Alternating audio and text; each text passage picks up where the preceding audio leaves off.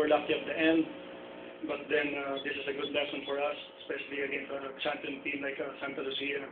They played so well in the second half. They made the right adjustments, but then this is a good experience for the team, especially for me as coach, because this is a game that we really wanted to win. And I just used a few players today's game because I wanted just to disrupt the offense of Santa Lucia.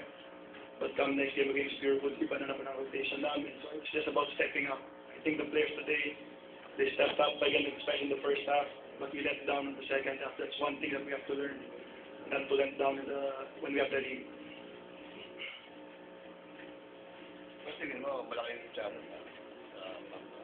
Well, that's one target that we're looking at right now.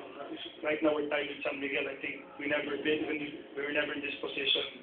So as of now, we cannot celebrate yet because it's still a long 5 more games for us or 4 more games for us.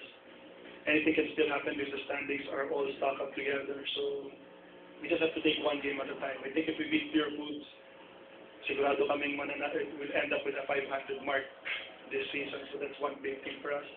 But now we just look for Purefoods because they're playing excellent basketball right now. They're a big team, but I think we can compete against them.